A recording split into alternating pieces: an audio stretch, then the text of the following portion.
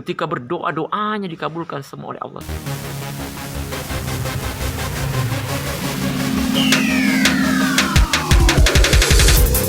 Assalamualaikum warahmatullahi wabarakatuh. Alhamdulillahi rabbil alamin. Assalatu wassalamu ala rasulillah. Saudaraku yang insya Allah dirahmati oleh Allah subhanahu wa ta'ala. Pada kesempatan ini kita akan mendengarkan rumus yang datangnya dari Allah subhanahu wa ta'ala yang mampu mengubah musibah kita menjadi suatu kebaikan. Musibah adalah satu dari 3 bentuk ujian yang datangnya dari Allah untuk menguji keimanan hambanya. Yang pertama adalah ujian berupa perintah, ujian berupa larangan, dan ujian berupa musibah. Musibah berpeluang menimpa siapa saja. Orang kaya, orang miskin, orang punya pekerjaan, tidak punya pekerjaan. Orang yang punya pasangan, yang belum punya pasangan, yang punya anak, yang belum punya anak. Semua berpeluang mendapatkan musibah datangnya dari Allah subhanahu wa ta'ala. Sebagaimana firman Allah subhanahu wa ta'ala dalam surah kedua Al-Baqarah ayat 155. وَلَنَبْلُوَنَّكُمْ بِشَيْءٍ مِنَ الْخَوْفِ وَالْجُوعِ وَنَقْصٍ مِنَ الْأَمْوَالِ وَالْأَنْفُسِ وَالثَّمَرَاتِ. Kata Allah, sungguh kami akan menguji kalian berupa musibah dalam bentuk rasa takut seperti sekarang, ketakutan dengan virus COVID-19, kekurangan harta, buah-buahan, kelaparan, bahkan jiwa kalian. Musibah ketika menimpa seseorang membuat dada terasa sumpek, sempit, sehingga orang yang tertimpa musibah seolah-olah walaupun berada dalam ruangan yang luas, dia merasa sempit. Tidur tak nyenyak, makan tak enak, bekerja tak semangat. Jika tidak diatasi dengan cara yang tepat yang datangnya dari Allah subhanahu wa ta'ala, bisa membuat orang-orang yang ditimpa musibah dan menempuh hal-hal yang tidak diridhoi Allah dan Rasulnya. Seperti mengatasi musibahnya dengan jalan yang keliru, seperti menegak miras, mengkonsumsi narkoba. Bahkan di puncak keputusasaannya orang yang ditimpa musibah, ya karena putus asa, putus harapan, menemukan jalan buntu. Maka terkadang kita menemukan ada orang yang ditimpa musibah mengakhiri hidupnya dengan bunuh diri. Subhanallah min zalik. Tentu kita tidak ingin hal ini terjadi pada diri kita, keluarga kita, orang yang kita kenal, dan saudara-saudara kita yang lain. Maka dari itu, tiada jalan untuk menyelesaikan musibah yang menimpa kita dengan cara yang tepat, itu hanya datangnya dari Allah subhanahu wa ta'ala. Rumus pertama adalah berzikir kepada Allah subhanahu wa ta'ala. Apa hubungannya musibah dengan zikir? Orang yang tertimpa musibah, yang pertama paling awal dia rasakan adalah dada terasa sempit, sumpek. Maka kata Allah subhanahu wa ta'ala, untuk menjadikan hati ini kita lapang, sehingga kita bisa tabah dengan musibah yang menimpa kita, bersabar hanya dengan berzikir kepadanya. Kata Allah, ala bizikrillahi tatmainnul qulub. Hanya dengan berzikir kepada Allah, hati menjadi tenteram, menjadi lapang. Jadi terapis yang pertama kita harus lakukan kepada diri kita atau orang yang kita kenal sedang tertimpa musibah, ingatkan supaya mereka mengingat Allah dengan berzikir kepada Allah subhanahu wa ta'ala. Ya. Sebagaimana firman Allah subhanahu wa ta'ala, fabasyirin minas sabirin. Berilah kabar gembira bagi orang-orang yang bersabar. Apa itu tandanya? Dia senang berzikir. Apa zikirnya? Qalu inna lillahi wa inna ilaihi rajiun. Apabila dia ditimpa musibah, dia segera mengucapkan inna lillahi wa inna ilaihi rajiun. Dia menasehati dirinya bahwa sesungguhnya ini kami datangnya dari Allah dan akan kembali kepada Allah subhanahu wa ta'ala. Tidak hanya itu. Dengan zikir kepada Allah subhanahu wa ta'ala, Allah akan mengeluarkan kita dari musibah yang kita sedang alami. Seperti apa yang dialami oleh Nabi Yunus alaihi salam. Nabi Yunus alaihi salam ditimpa musibah berupa ditelan ikan. Kata Allah dalam Al-Quran, falaula innahu kana minal musabbihin lalabisa fi batnihi ila yaumi yub'atsun. Sekiranya Nabi Yunus tidak banyak berzikir kepada Allah sebelumnya, maka dia akan tinggal dalam perut ikan itu sampai hari bangkit. Surah As-Saffat, surah 37, ayat 143. Ya. Kalau secara logika, orang sudah berada dalam perut ikan, pasti sudah jadi tai. Tapi itulah kelebihan berzikir kepada Allah Subhanahu wa Ta'ala. Apa zikirnya Nabi Yunus? La ilaha illa anta subhanaka inni kuntu minaz zalimin. Dengan zikir ini dia mampu bertahan dalam perut ikan 3 hari 3 malam. Bahkan selamat dari laut yang sangat dalam. Bilal bin Rabah, budak miskin yang disiksa oleh majikannya karena akidahnya, karena keislamannya, ditindis batu di padang pasir yang panas, kaki dan tangannya diikat, bahkan dicambuk. Namun dengan zikir yang ucapkan la ilaha illallah, setiap dicambuk tetap dia mengucapkan la ilaha illallah.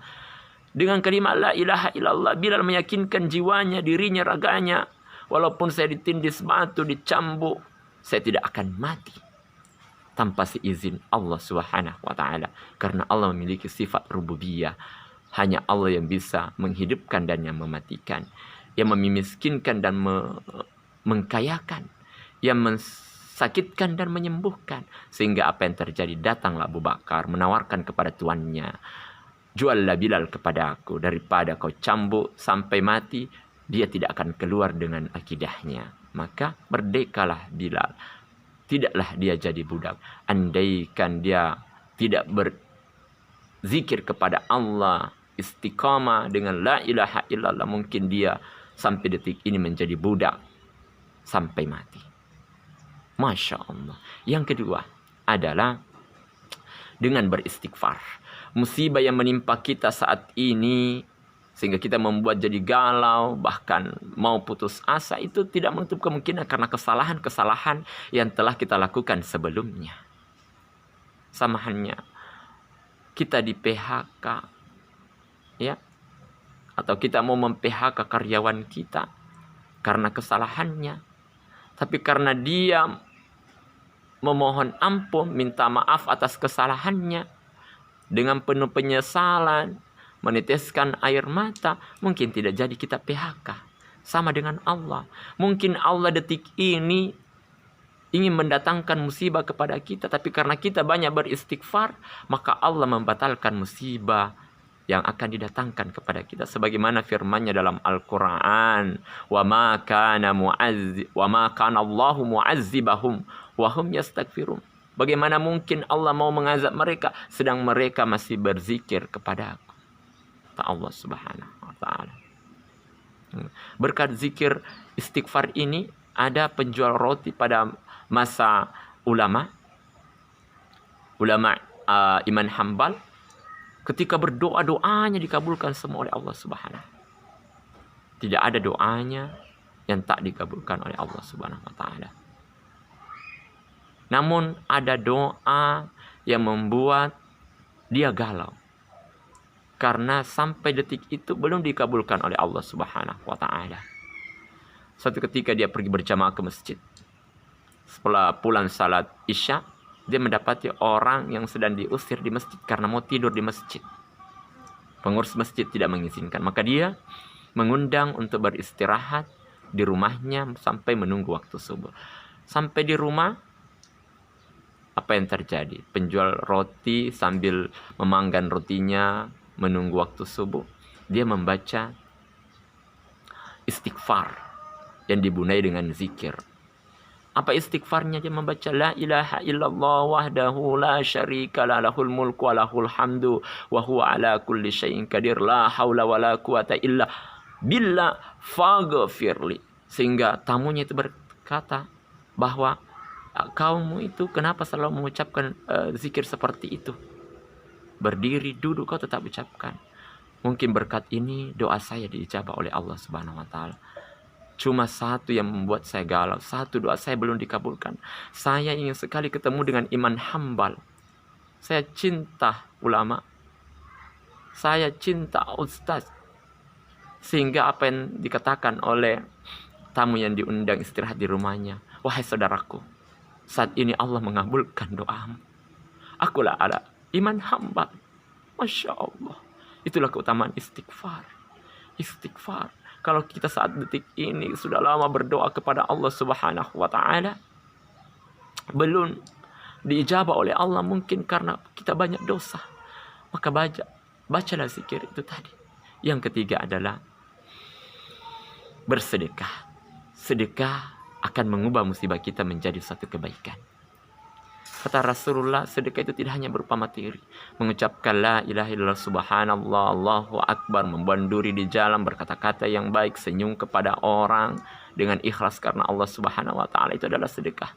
Sedekah apa saja yang membuat orang jadi senang. Ada yang mungkin saat ini galau karena tidak dapat pekerjaan. Ya, bersedekahlah. Karena